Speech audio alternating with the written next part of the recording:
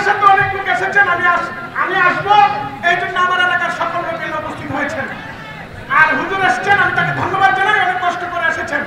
আমাকে অনেকে না করেছেন যে আপনি আমাকে চান না, উনি জামাতের লোক, উনি ওই বক্তব্য দেন, ওই বক্তব্য দেন। আমি তখন প্রশাসনকে বললাম যে আমি আজহারি সাহেব আসবেন, উনি প্রধান বক্তা, আমি প্রধানমন্ত্রী, আমি কি যেতে পারি? ওনারা বলেছেন স্যার আপনি যেতে পারেন। উনি ইসলাম এবং তফসিলের উপরে সমাজকে পরিবর্তনের জন্য সমাজ সৃষ্টি করতে পারেন। আমরা দুই ধরনের যোদ্ধা পেয়েছি, এক হচ্ছে ফ্রিডম ফাইটার মানে মুক্তিযোদ্ধা, যাদের কারণে পেয়েছি আমরা লাল সবুজের পতাকা, ঠিক কিনা? আরেক যোদ্ধা পেয়েছি, তাদেরকে আমি বলি রেমিটেন্স ফাইটার, রেমিটেন্স যোদ্ধা, যাদের পাঠানো টাকায় সচল থাকে আমার দেশের অর্থনীতি, ঠিক কিনা? তো আমি তো আমার আলোচনার মধ্য দিয়ে যুবকদেরকে ইন্সপায়ার করি। আমি সাস্টেইনেবল ডেভেলপমেন্ট গোল নিয়ে কথা বলি, আমি মিলেনিয়াম ডেভেলপমেন্ট গোল নিয়ে কথা বলি, আমি আমার দেশকে ভালোবাসি, আমি আমার মাটিকে ভালোবাসি, আমি এদেশের কল্যাণ চাই। কেউ কোনো আলোচনায় আমার কোনো বক্তব্যকে দিয়ে তারা প্রমাণ করতে পারবে না যে আমি দেশের বিরুদ্ধে কথা বলি। বলেছি? বর্তমানে আওয়ামী লীগ সরকার ক্ষমতায়, তাদের যত ভালো ভালো দিক আছে আমি সেটাও বলি।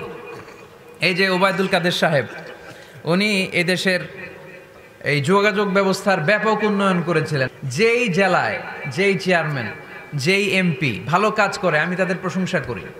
আর কেউ যদি অন্যায় করে সেটার বিরুদ্ধে বলার অধিকার আমাদের আছে না নাই? মাননীয় প্রধানমন্ত্রী উনি আমার মায়ের বয়সের, ঠিক কিনা? সো আওয়ামী লীগ বাংলাদেশে যত ভালো কাজ করে এগুলোর প্রশংসা আমি প্রতি জেলাতে যেয়ে করি। কিছু ইনকনসিস্টেন্সি, অসঙ্গতি যদি থেকে থাকে সেগুলোর ব্যাপারে বলাও আমাদের দায়িত্ব, কিন্তু দেশের বিরুদ্ধে আমরা কখনো কথা বলি না, কারণ আমরা প্রত্যেকে বাংলাদেশ। আমি বাংলাদেশ, তুমি বাংলাদেশ, আমরা বাংলাদেশ, ঠিক কিনা? বরং বাংলাদেশের বিরুদ্ধে যারা কথা বলে, বাংলাদেশের অর্থনীতি যেখানে বিপন্ন আমি সেখানে কথা বলি। আমাদের গার্মেন্টস শিল্প কেন ধ্বংস হবে? আমাদের পাট শিল্প কেন ধ্বংস হবে?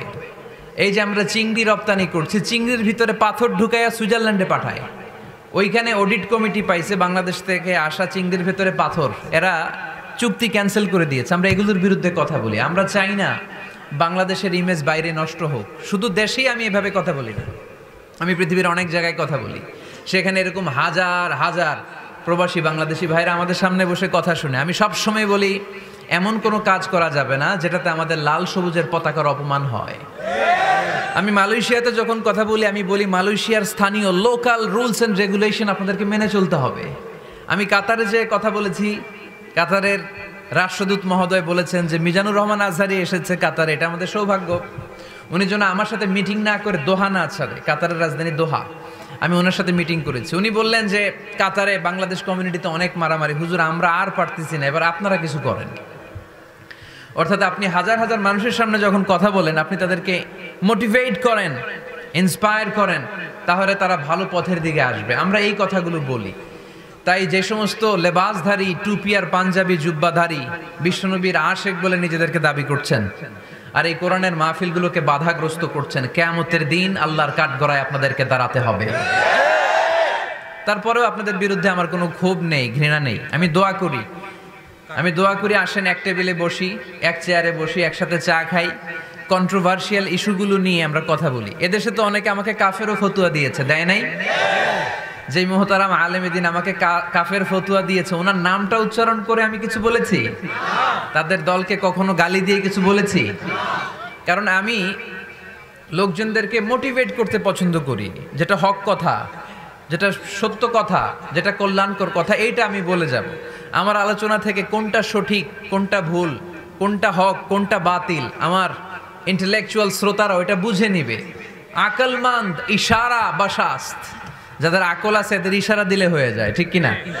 এদেরকে এত ভেঙে চুরে বোঝানো লাগে না। তো এই জন্য আপনাদের কাছে আমি আবেদন করব, যারা এগুলো করছেন এগুলো বন্ধ করেন, এগুলো বন্ধ করেন। দেশের নেতৃত্ব স্থানীয় পর্যায়ে যারা আছেন আপনার তাদেরকেও আমি বলি আপনারা এগুলো আমলে নেন। কারাই কোরআনের মাহফিল বন্ধ করতে চায় এগুলো আপনারা দেখেন। আওয়ামী লীগ ইসলামের শত্রু নয়, পুলিশ প্রশাসন ইসলামের শত্রু নয়, ইসলামের শত্রু আমরা নিজেরাই। যুগ জামানা পাল্টে দিতে চাই না অনেকজন, এক মানুষই আনতে পারে জাতির জাগরণ। জাতির জাগরণের জন্য কি অনেক লোকের দরকার? একজন মুহাম্মদ সাল্লাল্লাহু আলাইহি ওয়াসাল্লামের মতো লোক দরকার, চিল্লায় বলেন ঠিক কিনা? যিনি গোটা বিশ্বকে নাড়িয়েছেন, গোটা বিশ্বকে কাঁপিয়েছেন। প্রথম যে নিয়ামত আল্লাহ তাআলা বিশ্বনবীর প্রতি নাজিল করলেন, আল্লাহ বললেন আলাম নাশরাহ লাকা সাদরাক, নবী আপনার হৃদয়কে কি আমি উন্মোচিত করে দেইনি? আপনাকে কি আমি ব্রড মাইন্ডেড বানিয়ে দেইনি? বিষ্ণু ঈসা ইসলাম কি ন্যারো মাইন্ডেড ছিলেন না ব্রড মাইন্ডেড? জোরে বলেন। আমাদের মতো সংকীর্ণ মনা ছিলেন বিশ্বনবী? না, পাহাড়ের মতো, সাগরের মতো, আকাশের মতো বিশাল হৃদয়ের করে ওনাকে তৈরি করেছে কে? আল্লাহ বলেন তোরা আমার নবীর বিরুদ্ধে অপপ্রচার করবি, তোদের অপপ্রচারকেই আমি আমার নবীর প্রচার মাধ্যম বানিয়ে দেব। আমাদের বিরুদ্ধে অপপ্রচার করলে আমাদের লাভ না লস? আমাদের লাভ, কারণ আমাদের প্রচার কমিটি হচ্ছে ওরা যারা আমাদের বিরুদ্ধে লাগে, ঠিক কিনা? প্রত্যেকটা অর্গানাইজেশনের, প্রত্যেকটা ইনস্টিটিউশনের প্রত্যেকের একটা পাবলিসিটির কমিটি বা টিম থাকার দরকার আছে না নাই? আমাদের পাবলিসিটি করার টিমের দায়িত্ব ওরা নিয়ে নিস। আমাদের কোনো পাবলিসিটি করা লাগে না, গোটা বিশ্বে আমাদের নাম ওরাই ছড়াই দিচ্ছে, চিল্লায় বলেন ঠিক কিনা? আল্লাহ বললেন তোরা এই কথা বলিস, তোদের মাধ্যমে আমি আমার নবীর প্রচার করব।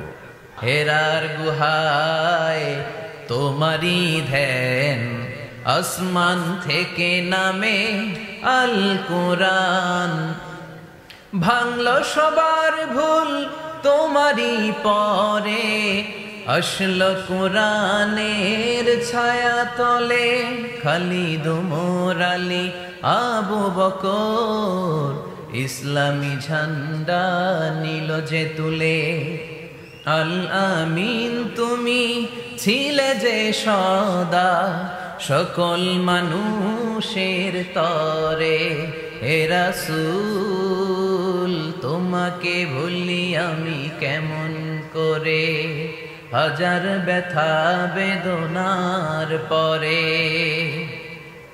ফিরে আসনি তুমি আপন ঘরে, দিনের আলো তুমি ছড়িয়ে দিতে, চলে গেলে মদিনায় মক্কা ছেড়ে, হে রাসূল তোমাকে ভুলি আমি কেমন করে, হে রাসূল তোমাকে ভুলি আমি কেমন করে, ঠিক কিনা?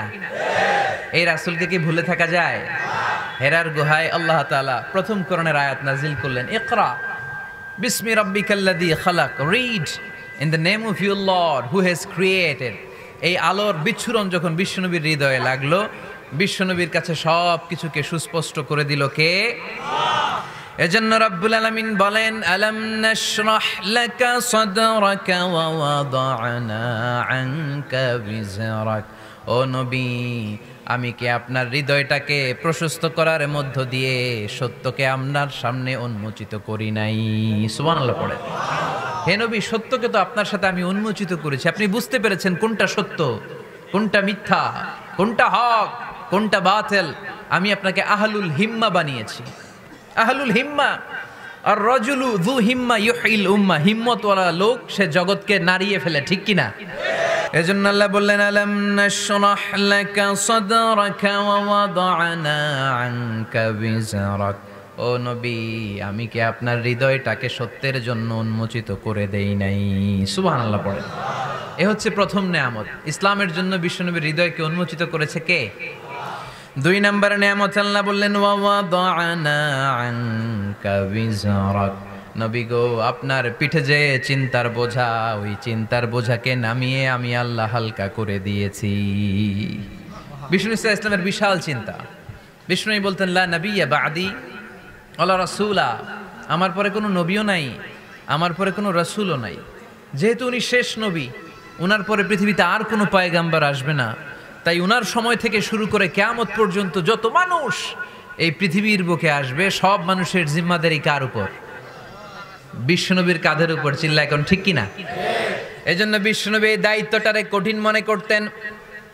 সব সময় তিনি কাঁদতেন, সব সময় তিনি দুশ্চিন্তা করতেন, সব সময় তিনি টেনশনে থাকতেন, না জানি হাজার হাজার লক্ষ লক্ষ উম্মতের নসিবে কি ঘটে যায়। আমি তো দুনিয়া থেকে চলে যাব, আমার পরে কিয়ামত পর্যন্ত যারা আসবে তাদের নসিবে কি হবে, এই নিয়ে বিশ্বনবী সব সময় দুশ্চিন্তা করতেন। এই দুশ্চিন্তার বোঝা বিষ্ণু ঈসা ইসলামের পিঠকে বাঁকা করে দিয়েছিল। আল্লাহ বললেন, নবী আপনি টেনশন করবেন না, আপনি হতাশ হবেন না, আপনার এই চিন্তার বোঝাকে আমি আল্লাহ নিজ হাতে সরিয়ে দিলাম। চিল্লায় পড়েন আল্লাহু আকবার।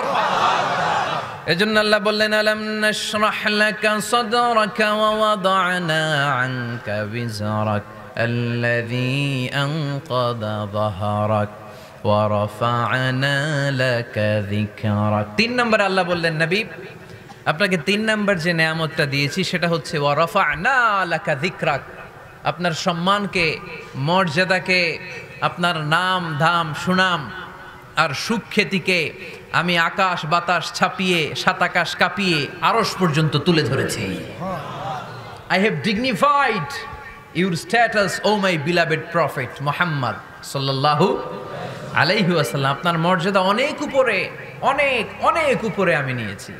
আপনার মর্যাদার ধারে কাছেও পৃথিবীর কোনো ব্যক্তি যেতে পারবে। গোটা বিশ্বের সব নবীদের মর্যাদাকে যদি এক পাল্লায় রাখা হয় আর বিশ্বনবীর মর্যাদাকে আরেক পাল্লায় রাখা হলে মুহূর্তের মধ্যে বিশ্বনবীর মর্যাদার পাল্লা ভারী হয়ে যাবে।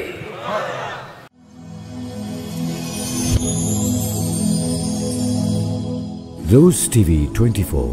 Enjoy by listening to the Holy Quran.